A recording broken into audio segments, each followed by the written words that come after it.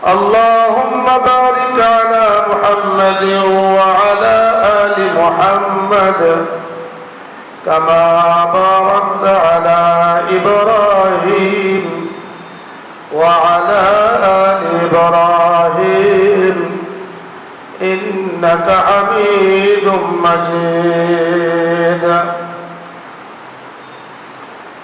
محترم معزز মুসল্লিয়ান কিরাম, মুরব্বিয়ান ইজাম, মহান আল্লাহ পাকের দরবারে লাখো কোটি শুকরিয়া আদায় করছি আল্লাহ রাব্বুল আলামিন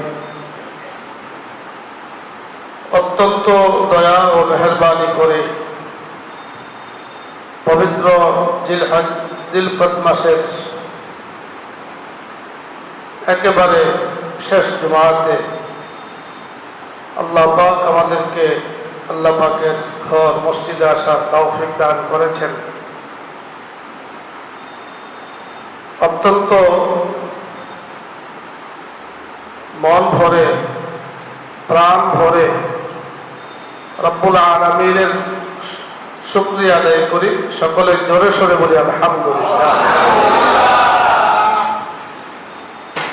গত জুমাতে আমরা আলোচনা করেছিলাম পবিত্র কোরবানির ইতিহাস নিয়ে। ইতিহাস শুধু আলোচনা আর পর্যালোচনার জন্য নয়, ইতিহাস থেকে শিক্ষা গ্রহণের জন্য। ইতিহাস থেকে যায়, মানুষ চলে যায়, কিয়ামত পর্যন্ত ইতিহাস থাকবে। আমি আপনি এই ঘটনা থেকে কি শিখতে পারলাম, এটা হলো মৌলিক বিষয়। হযরত আদম আলাইহিস সালাতু ওয়াস সালামের দুই পুত্রের ঘটনা সূরাতুল মাঈদার 27, 28, 29, 30, 31 এই আয়াতগুলোর মধ্যে আল্লাহ পাক বিস্তারিত আলোচনা করেছেন। এর সাথে কুরবানির ইতিহাস যুক্ত, যেহেতু ওনারা কোরবানি করেছিলেন। হত্যাকারী কাবিল তার ভাইকে যে প্রস্তাব দিয়েছিল তিনি সেটাকে প্রত্যাখ্যান করেছেন এবং বলেছেন, লাইন বাসাত্তা ইলাইয়া ইয়াদাকা লিতাকতুলানি মা আনা বিবাসিতি ইয়াদিয়া ইলাইকা লিআকতুলাক ইন্নী আখাফুল্লাহ রাব্বাল আলামিন। ভাই, তুমি যদি আমার দিকে আমাকে মারার জন্য, প্রহারের জন্য, হত্যার জন্য হাত অগ্রসর করো, প্রসারিত করো, মনে রাখবা তোমার দিকে আমি হাত প্রসারিত করব না, কারণ তুমি জালেম হতে পারো, আমি জালেম হতে পারি না। ইন্নী আখাফুল্লাহ রাব্বাল আলামিন, আমি তো আল্লাহ পাককে ভয় করি। আল্লাহ পাকের ভয় মুসলমান হিসাবে একজন মানুষের অন্তরে সব সময় থাকাটা এটা ফরজ। এখান থেকে এই শিক্ষা আমরা গ্রহণ করতে পারি যে মানুষ হিসাবে, মুসলিম হিসাবে প্রতিটা মানুষের হৃদয়ে আল্লাহ পাকের ভয় থাকা উচিত। পবিত্র কোরবানির শিক্ষা কি? পবিত্র কোরবানির শিক্ষা হলো, কোরবানিও আসে, প্রত্যেক বছর কোরবানি আমাদের থেকে বিদায় নেয়, আমরা কোরবানি করি। এখান থেকে প্রত্যেক কোরবানি, প্রতি বছরের কোরবানি আমাদের জন্য যে শিক্ষা রেখে যায়, যে শিক্ষা আমাদের জন্য গ্রহণ করা উচিত, সেটা হলো ইন্নী আখাফুল্লাহ, আমি আল্লাহকে ভয় করি। আল্লাহ পাকের ভয় আছে দেখেই আমি কোরবানি করি।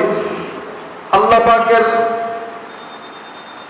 আযাব এবং গজব, আল্লাহ পাকের রাগ এবং গুসা, আল্লাহ পাকের নৈকট্যতা ইত্যাদি আমার ভেতরে আছে বলেই আমি কোরবানি করি। হযরত ইব্রাহিম আলাইহিস সালাতু ওয়াস সালাম কি করেছিলেন? হযরত ইব্রাহিম আলাইহিস সালাতু ওয়াস সালাম আল্লাহ রাব্বুল আলামিনের অত্যন্ত পছন্দনীয় একজন নবী ছিলেন। খলিলুল্লাহ ওনাকে বলা হয়, আল্লাহর বন্ধু। আল্লাহ পাক যাকে তাকে বন্ধু বানান না, নিজে উপাধি দিয়েছেন ইব্রাহিম খলিলুল্লাহ, ইব্রাহিম আল্লাহ পাকের বন্ধু। তো বন্ধুকে পরীক্ষা করা লাগে, বিভিন্নভাবে পরীক্ষা করেছেন। ইতিহাসের কিতাবের মধ্যে লেখে যে এত বড় বড় 10টি পরীক্ষা করেছেন, যে পরীক্ষাগুলো আমাদের সামনে আসলে আমরা কঠিন অবস্থায় পড়ে যেতাম, পাস করা আমাদের পক্ষে সম্ভব ছিল না। আর ইব্রাহিম আলাইহিস সালাতু ওয়াস সালাম চিন্তাবিহীন প্রত্যেকটা পরীক্ষার মধ্যে পাস করেছেন। সুবহানাল্লাহ। আল্লাহ পাক স্বপ্নে ওনাকে দেখান, ওনাকে আল্লাহ রাব্বুল আলামিন বলেছেন, ইব্রাহিম, তোমার কাছে সবচাইতে যে বস্তুটি প্রিয় ওটাকে আমার রাস্তায় তুমি উৎসর্গ করো। অর্থাৎ ইব্রাহিম আলাইহিস সালাতু ওয়াস সালাম ঘুম থেকে উঠে সারাদিন চিন্তা করলেন, আমার কাছে সবচাইতে বেশি প্রিয় কোনটি, সেটা আল্লাহ পাক আমার কাছে চেয়েছেন। তো এই জন্য তৎকালীন জমানায় উটের দাম সবচাইতে বেশি ছিল। বর্তমানে যেমন স্বর্ণের দাম বেশি, তৎকালীন জমানায় উটের মূল্যায়ন, উটের দাম বেশি ছিল। যার কাছে একটা, দুইটা, তিনটা উট থাকতো সে বিশাল বড় লোক। তো চিন্তা করলেন আল্লাহ পাক এটা চাচ্ছেন। তো 100 উট আল্লাহ পাকের রাস্তায় তিনি কোরবানি করলেন, 100 উট। পরের দিন আবার ঘুমালেন, আবারও ঘুমানোর পরে একই স্বপ্ন দেখলেন। আল্লাহ পাক সেটাই দেখাইতেছেন, ইব্রাহিম 100 তোমার প্রিয় বস্তু কোরবানি করো। আবারও 100 উট করলেন, আরো দামি দেখে, আরো মোটা তাজা দেখে করলেন। পরের দিন আবারও একই স্বপ্ন দেখলেন। এখন চিন্তা করলেন যে ওর তো আল্লাহ পাক আমার কাছে চাচ্ছেন না। চিন্তা ফিকির করে পরামর্শ করে বের করলেন, ওনার কাছে সবচেয়ে প্রিয় হলো ওনার আদরের সন্তান হযরত ইসমাঈল আলাইহিস সালাতু ওয়াস সালাম। আল্লাহু আকবার। যখনই এই কথা ওনার বুঝে এসেছে যে প্রিয় সন্তানকে আল্লাহ পাক চাচ্ছেন আমার কাছে, তো সামান্যতম চিন্তা করেন নাই, বুঝে আসছে, বেদার মধ্যে এসেছে, সন্তানকে প্রস্তাব দিয়েছেন। قال يا بني إني أرى في المنام أني أذبحك فانظر ماذا ترى قال يا أبت افعل ما تؤمر ستجدني إن شاء الله من الصابرين। সন্তানকে বললেন, ইয়া বুনাইয়া, হে আমার বৎস, হে বৎস বলে আদর সোহাগ, নিজের মায়া প্রকাশ করছেন। আমরা যেমন আমাদের সন্তানদেরকে বলি না, বাবা, হে আমার ছেলে, আমার বাবা, বাবা কেমন আছো, আপু কি বলছো, কি প্রয়োজন, এগুলো আদরের বহিঃপ্রকাশ, মায়ার বহিঃপ্রকাশ। তিনি এই কথাটাই বলেছেন, ইয়া বুনাইয়া, হে সন্তান, ইন্নী আরা ফিল মানামি, আমি তো স্বপ্নে দেখেছি। আমার স্বপ্ন আল্লাহ দেখিয়েছেন। সন্তানও জানতেন যে বাবা যে স্বপ্ন দেখেছেন এই স্বপ্নটা অবাস্তব স্বপ্ন নয়, বাস্তব স্বপ্ন। কারণ নবীদের স্বপ্ন ওহী হয়। নবীরা স্বপ্নে যা দেখেন বাস্তবে উভয়টি সমান, এটা ওহীর অন্তর্ভুক্ত। যে আমি তো স্বপ্নে দেখেছি তোমাকে কোরবানি করছি, উৎসর্গ করছি। ফানজুর মাযা তারা, হুকুম চাপিয়ে দেননি, বলেছেন তোমার সিদ্ধান্ত তুমি জানাও, চিন্তা ফিকির করে জানাও, বুঝে শুনে জানাও, যাদের সাথে পরামর্শ করা দরকার। আমারটা আমি জানিয়ে দিয়েছি, তোমারটা তুমি জানাও। সন্তানকে প্রস্তাব দিয়েছেন এবং এটাও বুঝিয়েছেন যে আল্লাহ পাকের হুকুমের সামনে তুমি আমার কাছে কিছু না। সুবহানাল্লাহ। আল্লাহ পাকের হুকুম যখন হয়েছে তখন আমার কাছে সবচেয়ে আমার প্রিয় হলো আমার আল্লাহ। আমি সেটাই করব যেটা আমার আল্লাহ আমাকে করতে বলেছেন। তোমারটা তুমি বুঝে দেখো তুমি কি করবা। সন্তানকে এটা বুঝিয়েছেন, আমি বাবা, আমি যেমন আল্লাহর হুকুমের কাছে আমার প্রিয় বস্তুকে আমি উৎসর্গ করতে পারি, সুতরাং তুমিও চাইলে তোমার জীবনকে তুমি উৎসর্গ করতে পারো। পিতা যেমন নবী, সন্তানও তো 13 বছর বা 12 বছর, মতান্তরে 11 বছর হয়েছে, বুঝ হয়েছে যে আমার বাবা আল্লাহ পাকের পক্ষ থেকে যা পান তা করে থাকেন। নিজের জীবনের ইতিহাস, ছোটকালের ইতিহাস তো তিনি জানতেন। জমজমের কূপ, জমজমের পানি আমরা কি বলে টাঙ্কি ভরে আমরা দেশে নিয়ে আসি, এর পেছনে তো বিশাল ইতিহাস আছে, নর্মাল কোন ইতিহাস নয়, হৃদয় বিদারক ইতিহাস। উনি তো সেই ঘটনা জানতেন, বুঝতেন যে আমি আমার বাবা এত আদরে 120 বছর বয়সে আল্লাহ পাক আমাকে দিয়েছেন, সেই কোলের শিশুকে, দুধের শিশুকে আমার বাবা আমাকে সহ আমার মাকে সেই প্রত্যন্ত নীরব, মানবহীন প্রত্যন্ত জায়গাতে, আমাকে একবার নির্জন জায়গাতে রেখে এসেছেন। ওনার দিলে আল্লাহ পাকের মহাব্বত গালিব ছিল, আল্লাহ পাকের মহাব্বত ওনার অন্তরের মধ্যে। এজন্য বাবা যা আল্লাহ পাক বলেছেন তা করবেনই। নবীর ছেলে, আল্লাহ পাক ওনাকে তো নবী বানাবেন, সুতরাং মহাব্বত যেহেতু ওনার ভেতরে সবার আগে, এজন্য আল্লাহ পাকের মহাব্বতের সামনে আমার জীবন কিছুই না। এজন্য তো কবি বলেছেন, मोहब्बत एक अजब शय है बयां करना नामुमकिन है, मोहब्बत एक अजब शय है बयां करना नामुमकिन है, न मरता हो न जीता हो अजब हालत क्या हुई। मोहब्बत एक अजब जिनिस, अल्लाह पाकेर जन्य, আল্লাহ পাকের মহব্বতে নিজের জীবনকে বিলিয়ে যেই দিতে পেরেছে, তিনি ইহ এবং পরজগতে সফলতা অর্জন করেছেন। সন্তান যখন পিতা থেকেই কথা শুনলেন, কোনো পরামর্শ করলেন না, কোনো চিন্তা করলেন না, বাবাকে জানিয়ে দিলেন, ইয়া আবাতি ফাআল মা তুমার সাতাজিদুনি ইনশাআল্লাহু মিনাস সাবিরিন। আব্বা, আপনি যা আদিষ্ট হয়েছেন স্বপ্ন যোগে, আল্লাহ আপনাকে দেখিয়েছেন, নিঃসন্দেহে এটা আল্লাহ পাকের পক্ষ থেকে এসেছে। আল্লাহ পাক আপনাকে যা হুকুম করেছেন, কোনো চিন্তা করবেন না, কোনো মায়া করবেন না, ভবিষ্যতে কি হবে সেটাও চিন্তা করা দরকার নাই। আব্বা, আমার জীবনকে আমি আল্লাহ পাকের রাহে উৎসর্গ করে দিলাম, আপনি যেই ফয়সালা পেয়েছেন সেটা আমার উপরে বাস্তবায়ন করুন। এখন বাবাকে প্রস্তাব দেওয়ার পরে পিতা পুত্র উভয়জন আল্লাহ পাকের হুকুমের কাছে নিজের মাথাকে নত করে দিয়েছেন, আল্লাহ পাকের মহব্বতের কাছে নিজের মহব্বতকে বিলীন করে দিয়েছেন এবং বাবাকে আরো সান্ত্বনা দিচ্ছেন। মনে করেন আমি ছোট, আপনি মনে করতে পারেন আমি কিছু বুঝি না, ছটফট করতে পারি, আল্লাহ পাকের হুকুম বাস্তবায়ন করতে গিয়ে হয়তো আপনার কষ্ট হবে। আপনি মনে রাখবেন, সাতাজিদুনি ইনশাআল্লাহু মিনাস সাবিরিন, আল্লাহ পাকের হুকুম বাস্তবায়ন করতে গিয়ে আমি ইসমাঈলকে 100% ধৈর্যশীলদের তালিকাভুক্ত আপনি পেয়ে যাবেন। 2 নম্বর বাবাকে ডিরেকশন দিলেন, ঠিক আছে চলো বাস্তবায়ন করি। পিতা পুত্র আল্লাহ পাকের মহব্বতে, আল্লাহ পাকের মহব্বতকে সামনে রেখে দুনিয়ার মহব্বতকে বিলীন করার জন্য অগ্রসর হয়েছে। আল্লাহু আকবার। স্ত্রীকে বললেন, সন্তানকে সাজিয়ে দাও, তাকে নিয়ে এক জায়গায় যাব। নবীর স্ত্রী জিজ্ঞাসা করলেন না কোথায় যাবেন, এত সাজাতে কেন বলেছেন, একটু জিজ্ঞাসা করলেন না।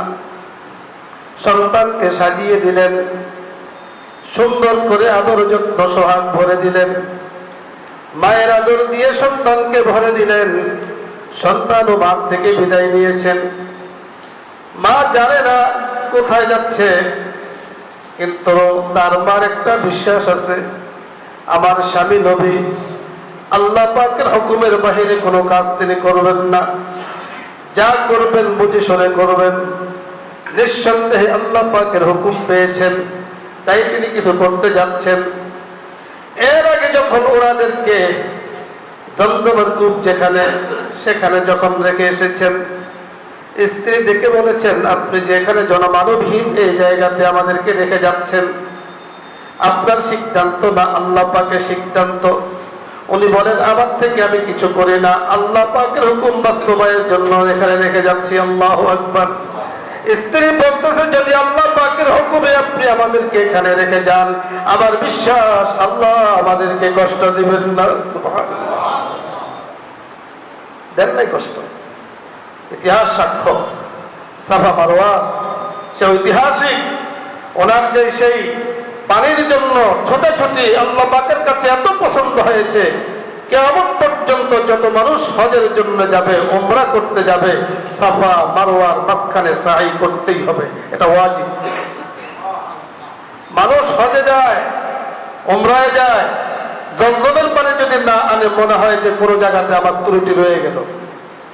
হজে যায়, উমরায় যায়, মুমূর্ষ মানুষ দেশের মধ্যে একেবারে কি বলে দুর্বল, চলাফেরা করতে পারে না, বিমানে উঠতে পারে না। এয়ারপোর্ট পার হয়ে মক্কায় যখন গিয়েছে, জমজমের পানি পান করেছেন, এমন সুস্থ হয়েছেন, যুবকতার সাথে দৌড়াইয়া পারে না। তো ওনার বিশ্বাস যে আল্লাহ পাক আমাকে কষ্ট দেবেন না। সন্তানকে নিয়ে গেলেন, লম্বা ইতিহাস। সন্তান যাচ্ছে, শয়তান পথিমধ্যে ধোঁকা দেয়। আল্লাহু আকবার। ভাই, এই ধোঁকা কিন্তু শয়তান আমাদেরকেও দেয়। আমরা যখন কোরবানি গরু কিনতে যাব, তা আমাদেরকে বিভিন্ন ভাবে ধোঁকা দেবে। এক নম্বর, নিয়তটাকে নষ্ট করার জন্য, কারণ তার গরু নষ্ট করা দরকার নেই, আপনার নিয়ত নষ্ট করা। প্রথমত নিয়ত নষ্ট করে কোন জায়গায়, যে একা দেওয়া দরকার কি, শরীকে দাও। একা কিনলে ছোট একটা কিনবা, দেখতে অসুন্দর। বড় একটা হৃষ্টপুষ্ট দেখে কিনবা, মানুষে বলবে ওকে কোরবানি দিচ্ছে বড় গরু, মানুষের একটা বাহবা তো পাওয়া লাগবে। এই যে তার নিয়ত নষ্ট করে। আর নিয়তটাই হলো মূল। যার নিয়ত সহি তার কোরবানি সহি, যার নিয়ত গলত তার কোরবানি গলত। নিয়ত নষ্ট, কোরবানি নষ্ট। তো এই জায়গাতে সে আঘাত করে। দ্বিতীয়ত আঘাত করে যে শরীক, দেখো কয়েকজন মিল্লা দিলে বড়টা দেয়া যাবে। মনে রাখবেন, একজন শরীকের টাকা যদি হারাম হয়, একজন শরীকের নিয়ত যদি, নিয়তের মধ্যে যদি গড়বড়ি থাকে, নিয়ত আল্লাহ পাকের জন্য না হয়, ভ্রান্ত কোন নিয়ত থাকে, তাহলে 7 শরীকের 7 জন হইলে সকলের কোরবানি বাতিল হয়ে যাবে, একজনের কোরবানিও আল্লাহ পাকের দরবারে পৌঁছবে না। তো এখানে সে ঝামেলা করে। এরপরে গরু ক্রয় করতে গেলে সেখানেও গিয়ে ঝামেলা করে। কত কেজি হবে, কত মন হবে, কেজিটা জিজ্ঞেস করো, মনটা জিজ্ঞাসা করো, গোস্ত ভালো হবে কিনা, কত টাকা পড়ছে, এই আবি দাবি দিয়া, মানে আপনার মেধাটাকে একেবারে সে গোলমোল করে ফেলে। শয়তানের কাজ। হযরত ইব্রাহিম আলাইহিস সালামকে শয়তান এভাবে ধোঁকা দিয়েছেন। এত কষ্ট করে তাকে লালন পালন করছেন, বুঝতেছেন আপনি যাচ্ছেন কোথায়। প্রিয় সন্তানকে ধোঁকা দিচ্ছে, যাচ্ছ কোথায়? তোমার বাবা তোমাকে তো জবাই করার জন্য নিয়ে যাচ্ছে। পিতা পুত্র এক পথ হয়ে বলতেছে, তার শয়তান মোকাবেলা করা দরকার, এই শয়তানকে প্রতিহত করা দরকার। যখন জমানাতে এসেছেন, শয়তানকে কঙ্কর মেরেছেন, 7টা কঙ্কর। দূর হ শয়তান, তোর কোনো পাত্তা নাই। আল্লাহ পাকের কাছে এত পছন্দ হয়েছে হযরত ইব্রাহিম আলাইহিস সালামের, হযরত ইসমাঈল আলাইহিস সালামের এই কর্ম কিয়ামত পর্যন্ত হাজিদের জন্য শয়তানকে কঙ্কর মারা ওয়াজিব করে দিয়েছেন। সুবহানাল্লাহ। এখনো যদি আপনি শয়তানকে প্রতিহত করার জন্য এইভাবে শয়তান যদি ধোঁকা দেয়, আপনি নিজেকে প্রতিহত করে নিয়তের উপর অটল থাকেন, তাহলে শয়তানের মোকাবেলা করা হলো সুন্নতে ইব্রাহিমী আপনার দ্বারা জিন্দা হলো। সুবহানাল্লাহ। এইভাবে 3বার ধোঁকা দিয়েছেন, 3বার ধোঁকা পেয়েছেন, আর 3বারই শয়তানকে কঙ্কর নিক্ষেপ করেছেন। এজন্য প্রত্যেক হাজী হজের করতে গেলে 3বার শয়তানকে কঙ্কর নিক্ষেপ করতে হয়। জায়গাও 3টা, বর্তমানও সেখানে কঙ্কর নিক্ষেপ সেই সুন্দর জায়গা রয়েছে। আমাদের হাজী সাহেবেরা যারা সেখানে যায়, ওনারা মনে করে বিশাল শেড আছে, যারা গিয়েছেন দেখেছেন। ওটার ভিতরে ঢুকলে মনে হয় যে বুম বুম করতে আওয়াজ করে, শরীরের মধ্যে রক্ত মাংস যা আছে সব গরম হয়ে যায়। শয়তানকে আজকে মাথা মোটা হরাই ফেলবে, তসতস করে ফেলবে শয়তানকে, একটা ভাব চলে আসে, বোঝা যাচ্ছে না? যার কারণে সমস্যাটা এখানে হয়, আগে বেশি হয়তো এখন কম হয়। মনে করো শয়তান এখানে বসে রয়েছে, তো শয়তানকে যার যতটুকু যেমনি মনে হয় দৌড়াইয়া মানুষের গায়ের উপর দিয়ে আইসা শয়তানকে কি মারে, কঙ্কর মারে, যে শয়তানকে তসতস করে ফেলবে। ভাই, এটা তো শয়তান এখানে বসে নাই, শয়তানকে ওয়ালের মধ্যে বসে আছে। এটা একটা প্রতীকী অনুসরণ, অনুকরণ। এর জন্য হাদিসের মধ্যে বলা হয়েছে কঙ্করটা হবে বুটের মতো, না বড় না ছোট, এবং কাছে গিয়ে দোয়া পড়ে নিক্ষেপ করা, যেন কঙ্করটা ওয়ালের আগে এবং সেখানে চতুর্পাশে বেড়া দেওয়া আছে, ওয়াল দেওয়া আছে, যেন নিচে পড়ে। এখান থেকে ঐতিহাসিকগণ বলেন যে প্রতি বছর এত লক্ষ লক্ষ কঙ্কর যায় কোথায়? আল্লাহু আকবার। এই যে ভিতরে পড়ে কোথায় যায় খুঁজে পাওয়া যায় না, অটো কোথায় যেন চলে যায়। এটাও আল্লাহ পাকের কুদরত। ইব্রাহিম আলাইহিস সালাতু ওয়াস সালাম শয়তানকে প্রতিহত করলেন। আল্লাহ পাকের আশক প্রেমে ঢুকে আছেন। কোন শয়তান কেন শয়তানের বাবারও ক্ষমতা নাই ওনাকে ধোঁকা দেওয়ার, কারণ তিনি তো আল্লাহ পাকের হুকুম পালন করতে যাচ্ছেন, ওইটা আগে করবেন।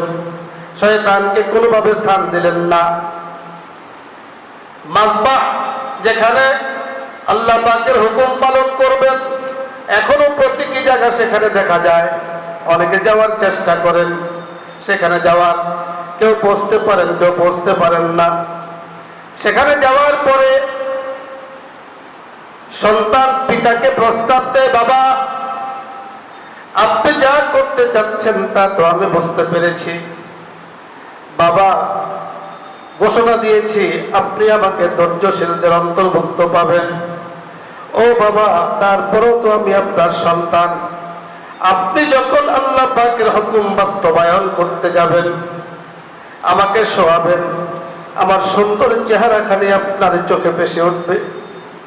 হতে পারে আমার চেহারা দেখে আপনার হৃদয়ে মায়া চলে আসবে। সন্তানের মায়ার কারণে, পিতৃত্বের কারণে আল্লাহর হুকুম বাস্তবায়ন আপনি করতে পারবেন না। বাবা আপনাকে একটা প্রস্তাব দিই, চোখগুলোকে ভালোভাবে বেঁধে দিবেন, যাতে আমার সুন্দর চেহারা আপনার চোখগুলো, আপনার চোখ যেন আমার চেহারার উপরে না পড়ে, আপনি সুন্দরভাবে আল্লাহর হুকুম বাস্তবায়ন করতে পারবেন। মিয়ানে আশিকো মাশুক চরমজিস, মিয়ানে আশিকো মাশুক চরমজিস, किरामन कातिबिन राहम खबर नीस। आशिकों से क्या मजा है, माशुकों से पूछियो, शाके गुल में क्या मजा है, बुलबुलू से पूछियो। আল্লাহ পাকের হুকুমের মাঝে, পালনের মাঝে কি মজা বুঝতে পেরেছেন হযরতে ইব্রাহিম আলাইহিস সালাতু ওয়াস সালাম। হযরত ইব্রাহিম আলাইহিস সালাতু ওয়াস সালামের সন্তান ইসমাঈল আলাইহিস সালাতু ওয়াস সালাম যেন নিজের জীবনকে আল্লাহ পাকের হুকুমের সামনে বিলীন করে দিচ্ছেন। বাবা এই প্রস্তাব পাইয়া খুশি হইলেন। বলেন দেখি, সন্তান যদি বাবাকে অন্তিম সময় এই প্রস্তাব দিয়ে থাকে, বাবার কাছে কেমন লাগবে? কিন্তু আল্লাহর হুকুমের সামনে সকল ভালোবাসাকে যেন শক্ত করে বেঁধে রেখেছেন। আল্লাহর হুকুম বাস্তবায়ন করতে হবে, শক্ত করে চক্ষুকে বেঁধেছেন। আল্লাহর হুকুম তিনি বাস্তবায়ন করতে যাচ্ছেন। সন্তানের জীবন মাকসাদ নয়, আল্লাহর হুকুম পালন হলো মাকসাদ। শোয়াইলেন, শোয়ানোর জন্য তো কষ্ট লাগে না, নিজে তো শুয়ে গিয়েছেন। এত ধারালো ছুরি, যে ধারালো ছুরি পাথর উপরে যদি পড়ে পাথর কেটে যায়, শুধু একটা পোজ দিতে দেরি, পাথর কাটতে দেরি হয় না। ইস্পাত থেকেও ধারালো একটা ছুরি নিয়েছেন, যেন হুকুম বাস্তবায়ন করতে বিলম্ব না হয়, যেন মায়া যাতে মাঝখানে আবার না চলে আসে, খুব ধারিয়ে নিয়েছেন। শোয়াইলেন আমার আল্লাহ। হযরত ইসমাঈল আলাইহিস সালাতু ওয়াস সালামের এই নরম যে গলা আছে, নরম যে চামড়া আছে, এই চামড়াটাকে হুকুম করলেন, ও চামড়া তোমার কাজ আমার হুকুম পালন করা। চামড়া আমার ইব্রাহিম ছুরি চালাবে, কিন্তু তুমি কাটতে পারবে না। আল্লাহু আকবার। ছুরিকে জানাইয়া দিয়েছেন, ছুরি তোমার কাজ হলো কর্তন করা। সকলকে কর্তন করতে পারবে, পাথরকে, লোহাকে, সকল কিছুকে কাটতে পারবে, আমার ইসমাইলকে কাটতে পারবে না। আল্লাহু আকবার।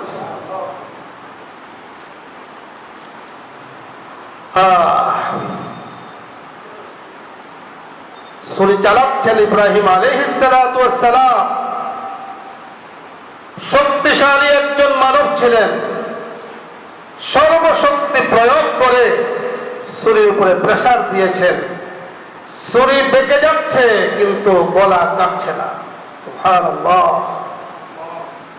এখন বারবার ছুরি চালানোর পরে ছুরির নিচ থেকে সন্তান প্রস্তাব দিচ্ছে, আব্বা মনে হয় আপনি ধারালো অংশ দিয়ে আপনি কাটছেন না, আপনি মনে হয় পিঠ দিয়ে ছুরি চালাইতেছেন, এই জন্য কাটে না।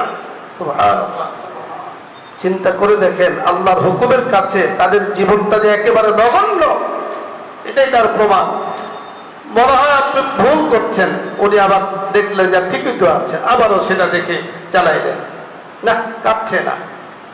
রাগ হয়ে গেলেন, প্রচন্ড রাগ হয়ে গেলেন। রাগ হয়েছেন সন্তানের উপরে নয়, রাগ হয়েছেন শরীর উপরে নয়, রাগ হয়েছেন, অস্থির হয়ে গেলেন, পেরেশান হয়ে গিয়েছেন, আমার আল্লাহর হুকুম পালন করতে আমার দেরি হচ্ছে, এর জন্য রাগ হলেন। ছুরিকে দাঁড়া করাইয়া চিন্তা করেছেন এখন আগা দিয়া কোপ দিবেন। আল্লাহু আকবার। আমার আল্লাহ সব দেখতেছেন। আল্লাহু আকবার। है गजदर मुल्क ओ अंबाज ने ताउले ओरा लाने ने आवाज ने। আল্লাহ সব দেখছেন। যখনই ছুরিকে এইভাবে ধরে মারবেন, উপর থেকে জিবরিল আমিন জোরে আওয়াজ দিলেন, আল্লাহু আকবার। আল্লাহু আকবার যখন আকাশ থেকে আওয়াজ দিয়েছেন, আল্লাহর নাম শোনা মাত্র হযরত ইব্রাহিম বলতেছেন লা ইলাহা ইল্লাল্লাহ, নিচ থেকে ইসমাঈল বলতেছেন আল্লাহু আকবার ওয়ালিল্লাহিল হামদ। হযরত জিবরিল আমিনের সেই তাকবীর ধ্বনি, হযরত ইব্রাহিম আলাইহিস সালাতু ওয়াস সালামের সেই আল্লাহ পাকের তাওহীদের ঘোষণা, ইসমাঈল আলাইহিস সালাতু ওয়াস সালামের আল্লাহ পাকের প্রশংসার ঘোষণা এত চমৎকার, এত পছন্দ হয়েছে, কিয়ামত পর্যন্ত প্রত্যেক বছর জিলহজের 9 তারিখ ফজর থেকে নিয়ে একেবারে 13 তারিখ আসর পর্যন্ত 23 ওয়াক্ত নামাজে এই তাকবীর ধ্বনিকে প্রত্যেকটা মুসলমানের জন্য আল্লাহ পাক ওয়াজিব করে দিয়েছেন। আর নামাজের পর তোমাকে পড়তে হবে।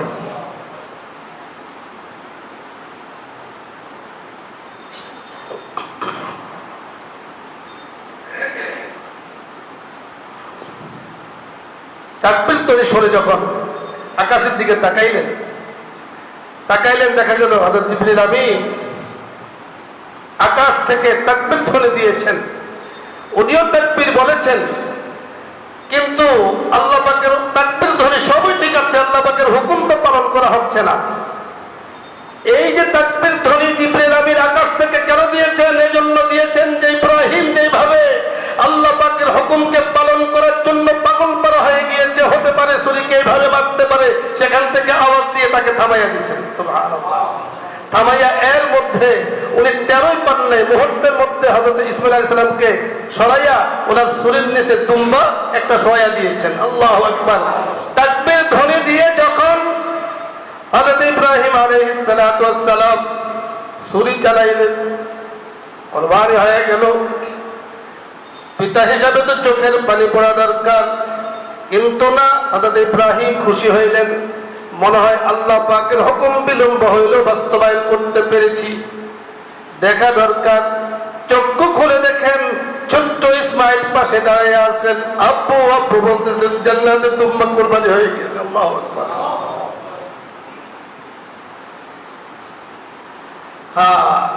আল্লাহ পাক বলেছেন, তখন নাযিল করে দিয়েছেন, কি হইল? সেখান থেকে আওয়াজ দিয়েছেন, ইয়া ইব্রাহিম কাদ সাদ্দাকতার রুইয়া ইন্না কাযালিকা নাজিল মুহসিনিন। হে ইব্রাহিম, তুমি স্বপ্নে যা দেখেছো, যা দেখানো হয়েছে, আল্লাহ পাক দেখিয়েছেন, 100% বাস্তবায়ন করেছো, নার্ভাস হওয়ার কিছু নেই। ইসমাঈলের জীবন আমি চাই নাই, আমি চাই তুমি কতটুকু আমাকে মুহাব্বত করো, আমি দেখতে চাই। আল্লাহু আকবার। এই মুহাব্বতের প্রকাশ আমাদের করতে হবে। প্রতীকী হিসাবে আল্লাহ পাক কুরবানিকে প্রতি বছর আমাদের উপরে ওয়াজিব করে দিয়েছেন। এই ওয়াজিব কোরবানির ইতিহাস বড় মানে হৃদয় বিদারক ইতিহাস। এই জন্য মুহতারাম হাজিরিন, কোরবানি করব আল্লাহ পাককে খুশি করার জন্য, কোনো মানুষকে খুশি করার জন্য নয়, দেখানোর জন্য নয়। সমস্ত দুনিয়া বিনিয়াত রিয়া লোক ইত্যাদি সব কিছুকে বাদ দিয়ে লিল্লাহি রাব্বিল আলামিন, একমাত্র আল্লাহ পাকের জন্যই আমরা কোরবানি করব। আল্লাহ পাক আমাদেরকে তৌফিক দান করেন। কোরবানি করতে হয় জিলহজ মাসের 10 তারিখে। জিলহজের 10 তারিখে, জিলহজের 1 তারিখ থেকে নিয়ে কিছু আমল আছে। 1 নম্বর আমল হলো খুব সংক্ষিপ্তভাবে, অর্থাৎ চাঁদ ওঠার আগেই প্রয়োজনীয় যে সমস্ত শারীরিক মোষ কাটা, নখ কাটা, আরো যা যা আছে এগুলোকে আগে কেটে ফেলতে হবে। এই 9 দিন কোরবানি দেওয়ার আগ পর্যন্ত কাটা যাবে না, এটা একটা মুস্তাহাব আমল। 2 নম্বর হলো 9 তারিখ পর্যন্ত রোজা রাখা, এটা আর একটা মুস্তাহাব নফল আমল। 9 তারিখ পর্যন্ত রোজা রাখা। আরাফার দিন রোজা রাখার আলাদা ফজিলত রয়েছে, সেটা ইনশাআল্লাহ সামনের জুমাতে আলোচনা করব। আল্লাহ চাহে তো ইনশাআল্লাহ আরো মাসাইলে কোরবানি অনেক কিছু আছে, সেগুলো ইনশাআল্লাহ আমরা আলোচনা করব। এই দুটো আমল করতে হবে। আবার একটা কথা মনে রাখবেন, নফলকে নফল রাখতে হবে। নফলকে ফরজের পর্যায়ে মনে করা এটা আরেকটা বোকামি। নফলকে ফরজ পর্যন্ত মনে করা এটা আরেকটা বোকামি। বলে হুজুর তাহলে যে আমরা বস্তু কাটবো না, এই 10 দিন কাটবো কখন? কোরবানি দাতারা কোরবানির দিনের পরে, কোরবানি দেওয়ার পরে এগুলোকে কাটতে হবে, এর আগে না। আর 10 দিন একবার আহামরি বড় হয়ে যাবে না যে একেবারে কি বলে মোষ মুখের ভিতরে ঢুকে যায়, বিষয়টা এরকম না। খেয়াল রাখতে হবে। আল্লাহ রাব্বুল কারীম আমাদেরকে কথাগুলো বোঝার তৌফিক দান করেন। আপনাদের কাছে সিটি কর্পোরেশন থেকে একটি ঘোষণা এসেছে, আমরা এগুলো নিয়ে আলোচনা করি, ইতিমধ্যে আলোচনা করেছি। আমাদের নাগরিক হিসাবে প্রত্যেকের দায়িত্ব। আসসালামু আলাইকুম। আপনাকে এবং আপনার মাধ্যমে এলাকাবাসীকে জানাই পবিত্র ঈদুল আজহার শুভেচ্ছা। আপনি জানেন যে কোরবানিকৃত পশুর বর্জ্য পরিবেশ সম্মত উপায়ে অপসারণ সিটি কর্পোরেশনের অন্যতম দায়িত্ব। আমাদের ইসলাম ধর্ম পরিষ্কার পরিচ্ছন্নতার কথা বলা হয়েছে। আমাদের প্রাণের মহানগরী ঢাকাকে পরিচ্ছন্ন রাখতে সিটি কর্পোরেশনের পাশাপাশি নাগরিক সচেতনতা ও সকলের আন্তরিক সহযোগিতা একান্তভাবে প্রয়োজন। যত্রতত্র পশু জবাই করলে এবং কোরবানির বর্জ্য ফেললে একদিকে যেমন দুর্গন্ধ ছড়ায়, তেমন রোগ জীবাণু বৃদ্ধি পেয়ে পরিবেশ ও জনস্বাস্থ্যের ক্ষতি সাধন হয়। অন্যান্য বছরের ন্যায় এবছরও কোরবানির বর্জ্য পরিষ্কার ও পরিবেশ সুরক্ষার জন্য ঢাকা উত্তর সিটি কর্পোরেশন ব্যাপক কার্যক্রম গ্রহণ করেছে। সে প্রেক্ষিতে পবিত্র ঈদুল আজহার পূর্ববর্তী জুমার নামাজের খুতবার সময় যেগুলো আমরা এখন আলোচনা করছি। 1 নম্বর, পরিষ্কার পরিচ্ছন্নতা ঈমানের অঙ্গ এবং কোরবানির পরিচ্ছন্নতার ক্ষেত্রে শরীয়ত সম্মত ব্যাখ্যাকরণ। নিজ উদ্যোগে কোরবানির পশু বর্জ্য পলি ব্যাগ বস্তায় সংরক্ষণ করি। কোরবানির বর্জ্য অপসারণে ব্যক্তিগত সুরক্ষার বিষয়টি নিশ্চিত করি। কোরবানির বর্জ্য পরিষ্কার করা, রক্ত ধুয়ে ফেলা, ব্লিচিং পাউডার, জীবাণুনাশক ব্যবহার করা ইত্যাদি। কোরবানিকৃত পশুর যাবতীয় বর্জ্য ব্যাগে সংরক্ষণ করে সিটি কর্পোরেশনের নির্ধারিত ডাস্টবিন অথবা ময়লা ফেলার নির্দিষ্ট জায়গায় রাখলে সিটি কর্পোরেশনের কর্মীগণ নির্বিঘ্নে দ্রুততম সময়ে বর্জ্য সংরক্ষণ করতে পারবে। এক্ষেত্রে নাগরিকগণের স্ব উদ্যোগে অথবা ঢাকা উত্তর সিটি কর্পোরেশন কর্তৃক সরবরাহকৃত ব্যাগ, ব্লিচিং পাউডার ব্যবহার করে কোরবানি বর্জ্য অপসারণ করি। পশু বর্জ্য কোনোভাবেই ড্রেনে, খালে ইত্যাদিতে আমরা ফেলবো না। ডিএনসিসির ড্যাশবোর্ডে এ সংক্রান্ত তথ্য অভিযোগ থাকলে আপনি করতে পারেন। আল্লাহ রাব্বুল আলামিন আমাদের সকলকে পরিষ্কার পরিচ্ছন্নতা ইত্যাদি অবলম্বন করে পবিত্র কোরবানি করার তৌফিক দান করেন। আমিন। যারা সুন্নাত পড়েছে সুন্নাত পড়েন।